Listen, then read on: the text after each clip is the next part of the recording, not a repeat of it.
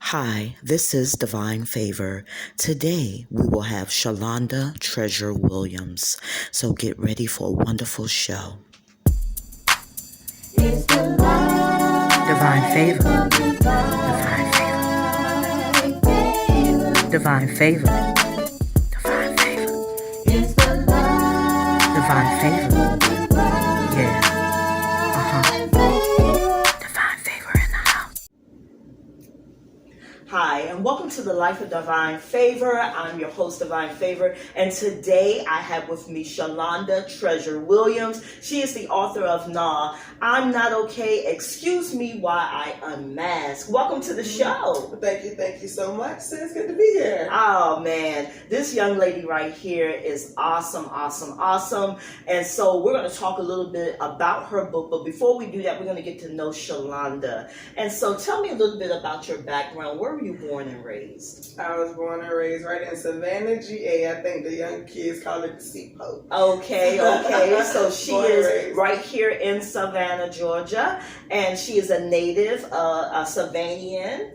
As they call it, Slovana. Listen, they got some of every name. So yeah. You know, when I first came down here, I was like, it's really, really different compared to the DC area where I'm from, right. Which is fast. And so it took some adjusting to get used to this area here. But actually, I'm good now. Yeah. I think I can. So we had this conversation some years ago. We and you were still trying to work it out. Man, I was going through it, trying to get used to the environment here, but I really have fallen in love with Savannah, and we have some of the most awesome people here in Savannah. I mean, just talented, gifted, and anointed. Yeah, very true. Yes, indeed. So, you were born and raised here in Savannah, Georgia. Tell me a little bit about your background here in Savannah. What are some of the things that, some of the good memories you have growing up here? So that in itself is a whole conversation, but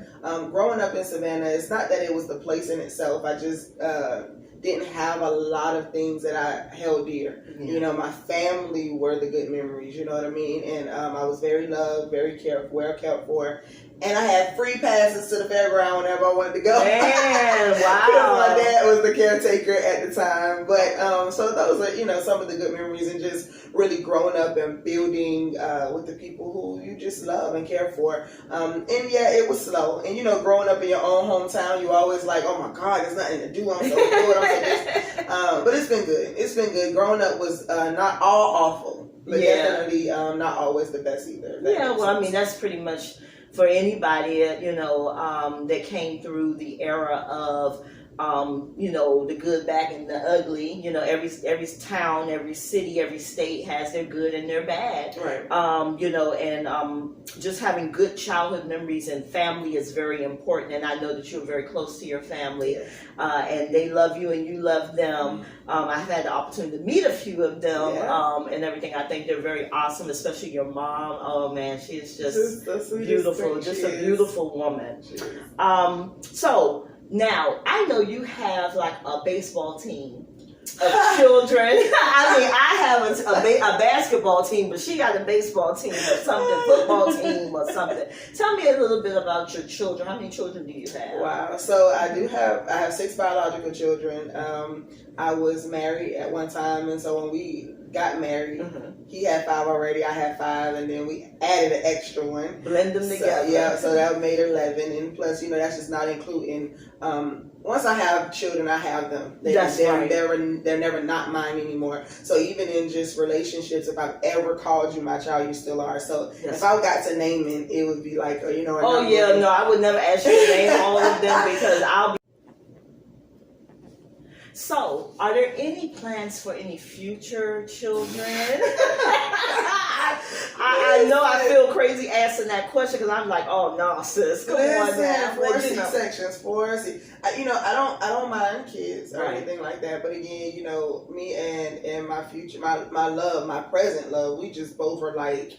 Because, you know, his oldest is 18, my oldest is about to be 19, and, you know, actually on both sides, my oldest bonus son is 19. Christian is 4. So, you know, starting over already. Yep. So starting over is kind of like, And then if I had to start over, I would literally have to be cut down the middle instead of across here because I've already had 4 C-sections. Have a whole cross on my belly or something. Well, Jesus, you know, me personally, like, I got more power to you, my sister. No. We don't no get the power to somebody else. I know that's right, because I know I'm AARP status, and I'm actually good. I'm good. I like the discounts, and I ain't trying to have no more. After Harmony came and flew away, you know, she was like, I'm out of here, you know, so I was like, no. And I know that my other half, he desires to have more. I don't know why. I think maybe he might be drinking. Maybe that's a part of the comedy acting song. That's why I'm like, he can't be, because our youngest is 17, and our oldest is 31. What? And you so know more. Right. Yeah, we have a blended family also, and so no. Let me look in the camera and say, bro. Bro. No. You heard what she said, right? You heard what Shalonda said to you. So when you watch this show back, sir, get it up here. No. Okay, so we're good now. Woo. Oh, right.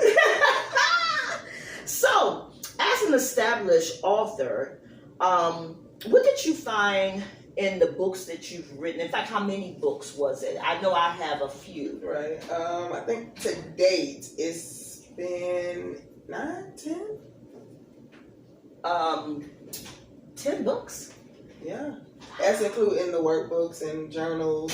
But the physical books, I think it's 9.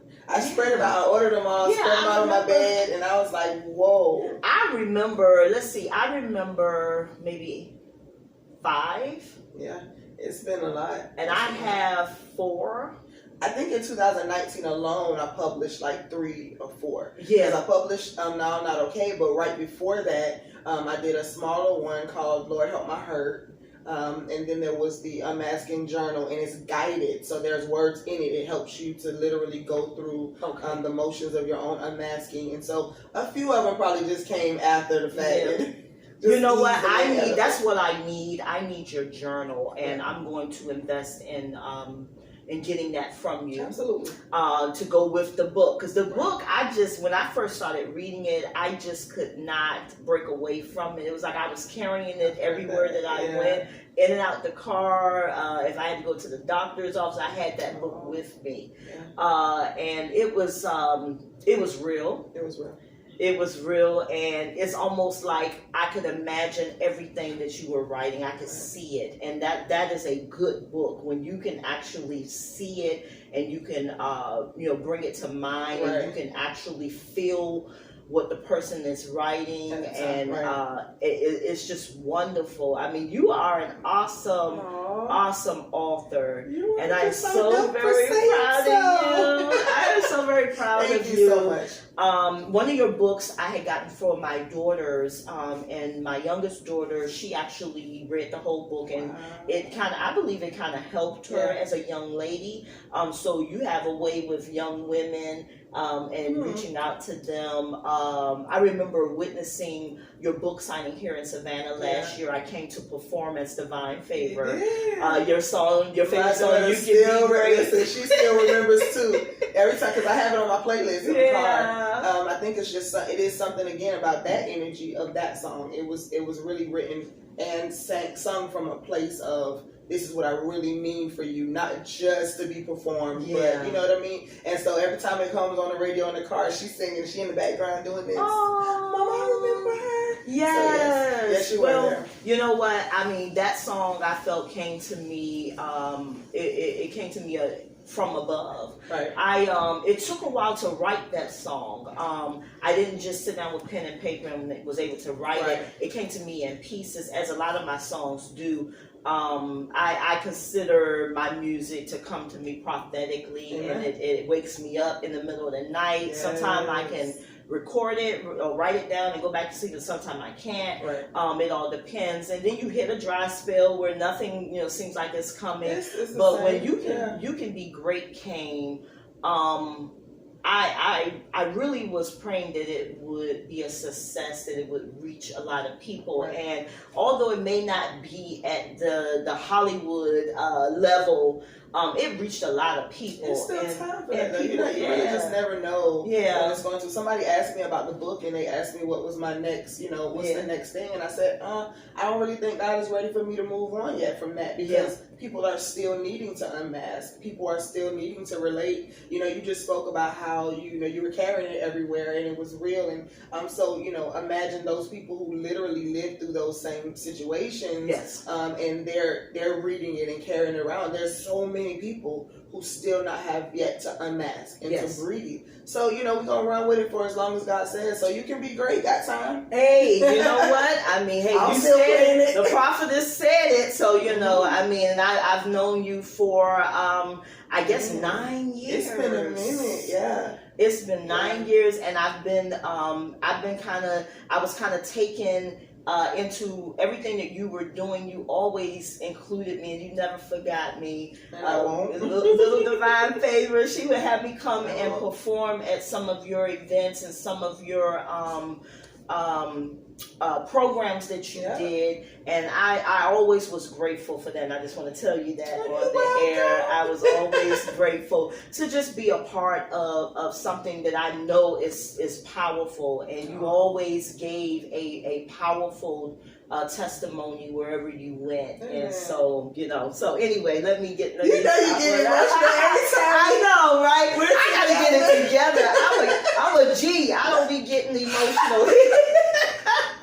But you know what's funny? That's really the conversation we had. I remember. Like, I do not do this. I don't open up, especially for women. And you're like, what are you doing? Yeah, man. Oh, man. Yeah. I love it. I love you. And I'm just extremely excited, about everything that you have going on. And I will always call and support, because it's not just about, trying to find a name with a certain level of influence. Who's on board with what God is doing right now? You know what I mean? So for me to be connected and for us to be connected to each other, we've been grinding this thing out for a minute. Yes. Just being present whenever God says be present, and sometimes without any reward, as they would call it. We just been doing this thing. Yes. So for me to say, hey, says you ready to do this part or you ready to do that? I mean, it's an honor for me. It's an honor for me. It's an honor for me that you include me in those things. And I truly appreciate your presence. And you have always been a real down-to-earth type of person. You're reachable, you're touchable. And sometimes when you get to a certain level, you those people become untouchable. You can't call them. It's difficult. I will say this, just to balance that. When you do get to a certain level, you really just the demand of your time, the demand of your gift is as God elevates, he causes us to get to this place. And some people are not trying to be untouchable. Sometimes you just don't have the time. We were talking about I was talking about that when it came to some of my spiritual children, and a prophet friend of mine, he was on live with me the other night, and he said that it's time for the spiritual children I have now to begin to really grow and develop themselves, because there are more coming. You know what I mean? And so when you have 5, you can devote a certain amount of attention to 5, but when you get 100, you can't devote the same amount of time to 100 than you can 5. And so it really is just when you go into these places. But when God has connected souls together, there'll always be that interconnection, whether we talk now, whether it's 6 months from now. And it is like that now. Where if we talk a year from now, I'm still your sister. You're still my sister. You're still divine favor. And not just divine favor, but you're still Kim. You know what I mean? And I'm still Shalonda. And I think that when your hearts are pure towards each other, it's just going to always be, as people grow, you see the real and true nature of their heart. And I just pray to always be the same. That's it. And you've always been the same. Let me move on with this interview. So, being an established artist with those books that you have written, what was the most difficult book for you to write? The most difficult book for me to write would have had, I could say it was this one, but it really wasn't. It was only one chapter out of this book that was difficult, because most of it was written from past perspective. Right. I wasn't okay at 6 years old. I wasn't okay when I was being bullied. I wasn't okay, when people were trying to judge me for just being a human being. I wasn't okay being a minister and being judged about being, a person, having your issues, your struggles, your strongholds. But God had me hold off to publish it. It was supposed to be released on my birthday, July 11th last year, right?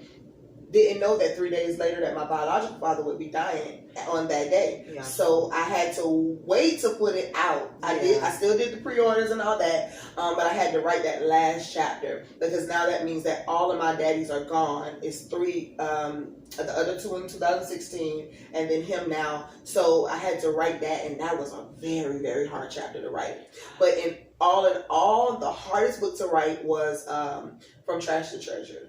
The testimony of hopelessness, homelessness, and deliverance. And I think the reason why it was so hard is because that was my first time really exposing or opening up about the truth of my sin. Yeah. Not that people didn't know I was sinful before. I mean, I live in Savannah. I did most of my dirt. We all, you know what I mean? Yeah. They know my life story. I mean, and so it wasn't really that, but it was having to tell about the adultery at the time and how I went from adultery to homelessness. And many people would not see homelessness as deliverance, but it was my deliverance because I was so caught up and I was so in this zone, in this relationship, that had God not allowed me, and I don't want to cry, but had he not allowed me to be separated, because literally he had money, we were all supposed to move in together, and 2 days before it was time to move out, the money was gone.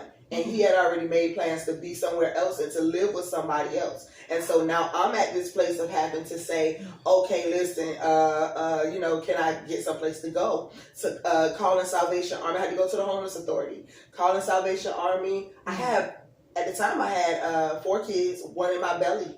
They didn't have room for me and all my family. I had a huge family, right? Yeah. And so they literally had to make room in the entertainment room at the shelter for me and my kids to sleep on cots. And so having to go through the motions, most people would be like, oh no, girl, you was homeless. That's not deliverance. Y'all have no clue.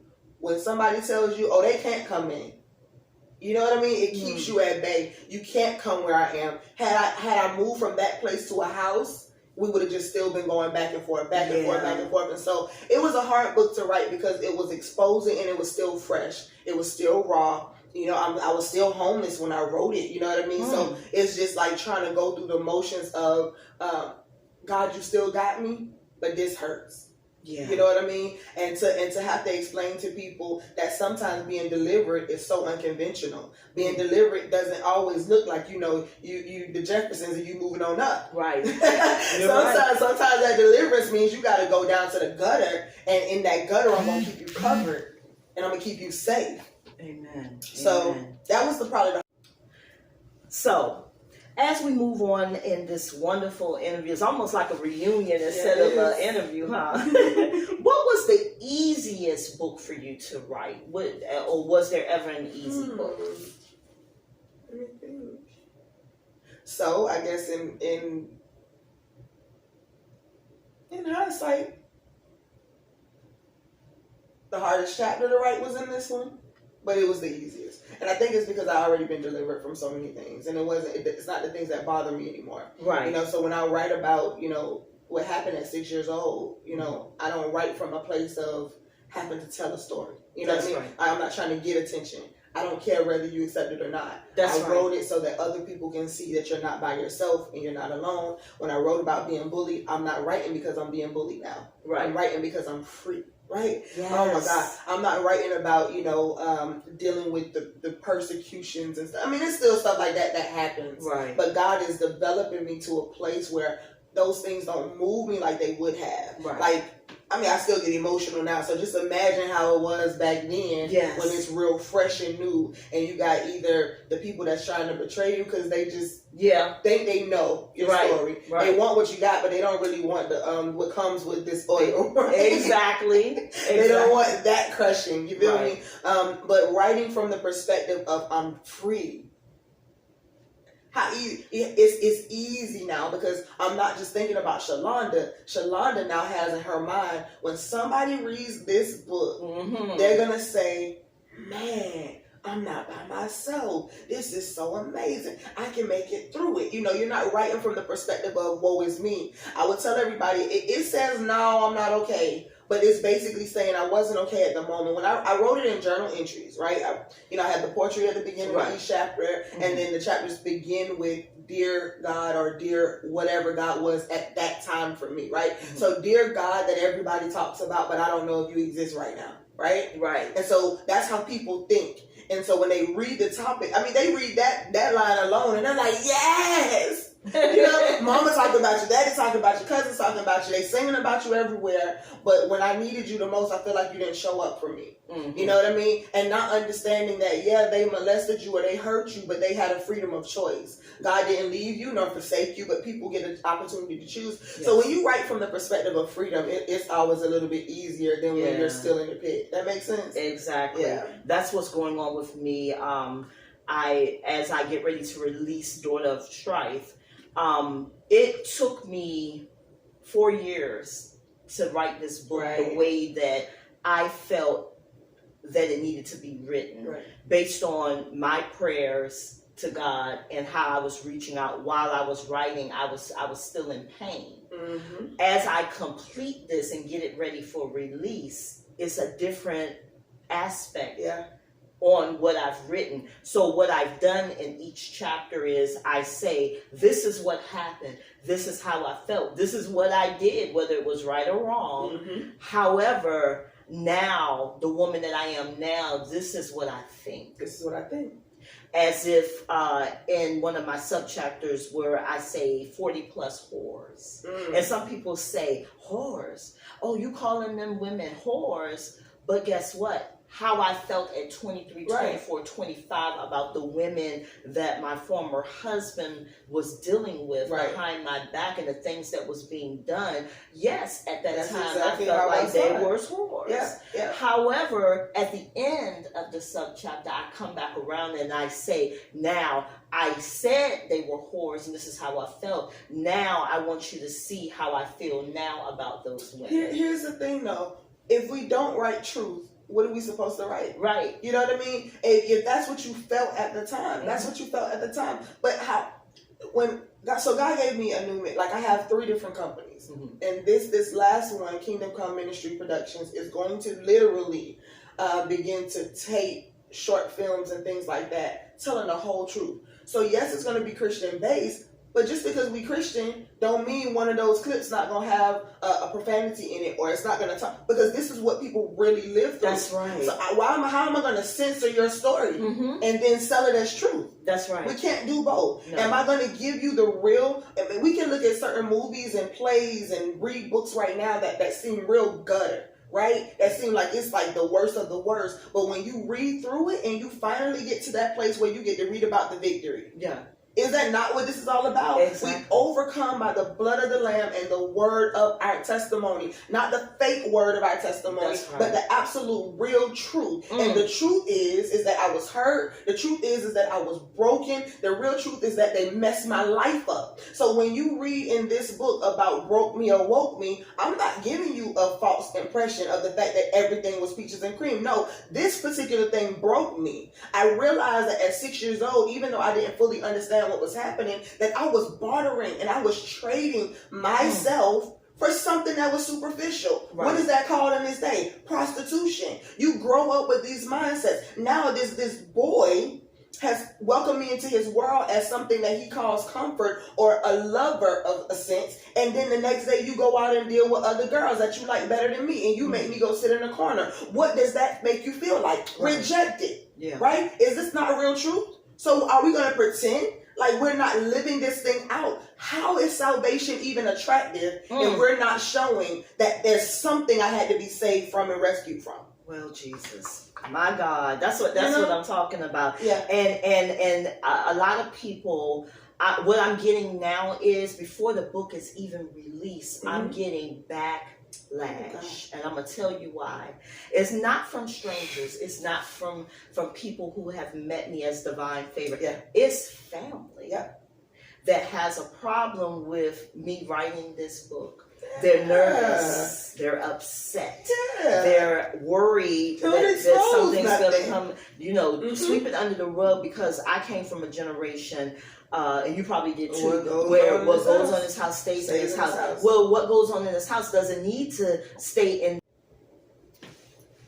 So sometimes, you know, what's done in the dark will come to the light. Right. And when they used to tell us, you know, the old school things, to sweep it under the rug, basically, and you keep quiet and everything is hush hush. Yeah, you really do. This house stays in this house. Right, but you really do need to reach out and get the help that you need, because that's why a lot of us have suffered so much, and some people don't know how to direct that pain, right? And they don't know how to direct the things that happen. I think they were just kind of ignorant to how to do it without exposing everything. Because again, you know, even in your own family, there's things that is within you and your family. It's not for the rest of the world to know. But I think the older people didn't know how to balance the both. Right. Like, how do I get you help without the whole world knowing our business? Because you know people messy. Yeah. That's why what goes on in our house stays in our house, because people messy. Yes. But you know, you got to find a way to balance things. You know what I mean? Okay, you're hurt. Okay, you've been hurt. Okay, we still got some things we need to work through and not be broken, right? But does everybody need to know? No, but that counselor need to know, or that particular. You know, I would say pastor need to know, but that's why some of them got hard in the first place. Yeah, I know. I mean, you know, you want to be able to trust your spiritual leader, but sometimes in some things, especially back in the day, pastors are different from the modern day pastors now. They're more, I think, understanding now. In a sense. For the most part, right? Yeah, more so than the old pastors. You know, our pastors, when we were growing up, they were old men. Yeah. You didn't have a young man usually for a pastor, unless you kind of grew with that pastor, you know, growing up. Right. So nevertheless, this has been one fantastic interview. Yeah. I've enjoyed it thus far, but we're going to try to get on to the end of this. So give us a quote from your new book that reaches out to you, that actually every time you read it, it does something for you. If I was to give you a quote per se, I don't know if it would be a quote per se, but I would give you the particular chapter that speaks to me the most. And it is when I said, "Dear God of the ungloved hands," right? In other words, the God that handles me whether I'm dirty or whether I'm clean. You don't wear gloves, because it doesn't matter to you the state that I'm in. You love me anyway. That's right. Right? And in that chapter, I talk about how I got the name Treasure, and a friend of mine in prison, he's still in prison right now, for 25 years. But he wrote me a poem one time, and he, I think I asked him, you know, why would you call me Treasure, or what name would you call me? And he said Treasure, and I said, why that name? And he said, because a treasure is still a treasure, even in the dirt. Right? It just doesn't know it. But when somebody finds it and picks it up and dusts it off, they put it in stores, they sell it for so much money, because it's so valuable. But even when it was dirty, it was still that. And so when I wrote that particular chapter, it was just basically God confirmed through this friend that this is who you are, Shalonda. You know what I mean? Even if you don't know it today, even if you still feel dirty, and I have, you know what I mean? I felt dirty plenty of times. I felt like, oh my God, you know, am I even worthy of this call? Am I worthy to talk to these people? And so, but you handle me, God. You don't feel like you gotta suit up. That's right. To handle me, ungloved hands. You don't care whether you get dirty. My God, that's powerful, right? Man, you love me so much that you can handle me without, you know, making yourself or shielding your person from my stuff. Well, Jesus. Woo, God. Thank you, Lord, for being the God of the ungloved hands. Because people always try to put on something to handle you. Oh, I can take this part of you, but I can't take that part of you. We don't really know what unconditional love feels like. That's why when people come in contact with people like me, they're like, oh my God, this is too much. Let me back up. Because it's love without condition. It doesn't matter what you said or done. If you call me today and God says to bless you, I'm going to still bless you. If I need to pray for you, I'm still going to pray for you. Why? Because your dirt don't have nothing to do with my love. It just is. The God of the ungloved hand, man, that thing is powerful. Man. So if I had to talk about anything, right, not one quote, but that chapter of how you just love me beyond all my stuff. Even beneath the dirt, I was still a treasure, and you recognized it and made somebody else call it out. Ain't that? He loved you beyond your faults and saw your needs. Yes. Hey, yes. Glory. Oh man, wow. She just took me to church. Yes, that's beautiful. I'm telling you guys, you really need to get this book. It will be a link on the show for it. But I'm telling you, it is powerful, and you will see yourself within this book. I'm telling you, especially our women, but it could also help a man. Oh, also. Definitely, because they have so many stories untold. Yes, things that they went through some of the same experiences. You know how many men have been molested, or so it's different for them to tell these stories, because not only are they telling a story and they have to expose that I was molested. So I felt weak. I felt helpless. I was bullied. You know, what man wants to say that I was bullied by other people? Right. They feel self-conscious. They feel like, you know, I can't tell that. They're going to look at me as like I'm weak. It's so many things. Mental health. I talk about mental health in this book. Yes. I talk about promiscuity in this book. Yes. I talk about lesbian relationships in this book. I talk about all types of stuff. So we're talking about stories that people feel like, if I tell this, people are going to look at me differently. So men definitely could benefit from reading it. Yes. Okay, guys, you hear that? You know, it's time now to just reach inside and realize that you know that these things happen, and be strong enough to acknowledge that they have happened. Absolutely. Be strong enough. So, ma'am, You see that picture? yes, I love it. I love it. And I remember the story behind the picture. Yes, with your son. Took the picture, right? He did. Yes. He took the whole photo. He did the whole photo shoot. And you know, that picture reminds me of a school teacher. Yeah. That when you're not doing what you're supposed to do and they pull them glasses down. I used to teach elementary school for 16 years. And so I used to sometimes pull my glasses down to the end of my nose, and I'm like, now you know. Now you already know. And so look, and the face go along with it. No. Because, you know, people say, well, how are you doing today? No, you know, I'm not okay. But sometimes you just want to twist your neck a little bit. You know what I mean? You want to be like, no. And don't forget the 3 W's. That's right. You know what I mean? Because I'm really not good. Yeah. This ain't a little problem. It's a big problem. And are you okay with that? Are you going to be able to love me even though I'm not good today and I'm not putting on airs? Right. And I don't have the mask on. And I'm not walking around pretending like everything is peaches and cream. Yes. Because when you pretend for so long, when those preachers started killing themselves at their desks, these are my colleagues in the gospel. Right. And I'm thinking, they can't tell anybody.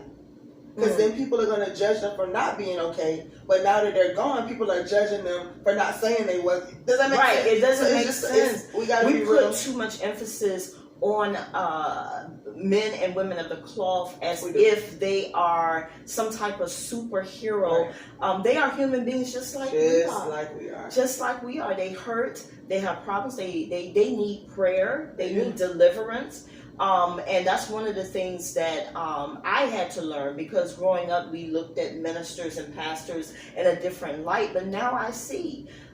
Once I became into ministry on my own, I realized that we are not perfect. We are leaders. We are put in a place to intercede for others, but we still need to be interceded for. We still have our thing. Now, does God hold us at a different standard? Yes, He does. Because we have to lead by example, and so we do have to be first partaker, but it doesn't mean that what are we first partaker of? I'm trying to go through deliverance. I'm trying to get healed. So I'm going to show you that it's okay for you to do it too. Right. That's why we write the books. That's why your book is going to come out, and when it gets finished and when it goes where it needs to go, that's why it's going to heal, because you yourself have decided, I have to be transparent now too. That way I can be first partaker, leading you to your healing. Yes. By being transparent. Exactly. Let me have that book for a minute. I just have to show this to everyone so you can see it up closer. This is Naww, I'm Not Okay. Excuse me why I unmask. And so many of us wear a mask every day. I'm not talking about beauty, makeup, and eyelashes, and hair, and all those things. I'm talking about unmasking. And this is what she is talking about, unmasking in your life and allowing those things that hurt you to be healed and be able to maybe one day help somebody else. And so it talks about, her story, and her being the author of this book. And I really think you should invest in this book. And it also has a workbook that we talked about. A journal that you can pair along with it. So I advise you to get both. So that you have a place to write your thoughts as you're reading and going through the book. You go through the journal and the workbook, and I'm telling you, you are going to be amazed at what you realize that you have suppressed within yourself, because in this country, and people of color have been ashamed for so long to get the help that they need and to go to psychologists, and they call them shrinks, and nobody wants to go because it means something different in our community, in our society. It means that you're crazy or something's wrong with you, but not at all. At this time in 2020 and beyond, with all the things that are going on in the world, you need to make sure that you are mentally stable so that you can help yourself and your family, get through whatever it is that we're going to have to go through in the near future. So this is the book, and I just love the cover. Wow, I'm telling you, girl. Yes, indeed. I am so very proud of you. And I have my own copy of this book already. And I'm telling you, you know what? The holidays is coming in just a few months. Get it now and make them stocking stuffers. Give them out as gifts. I'm telling you, somebody that's going through and hurting or has gone through and they're in the healing process. This book will just be another stair step to help you. Absolutely. So I'm going to end this with, let's see, what am I going to ask you now?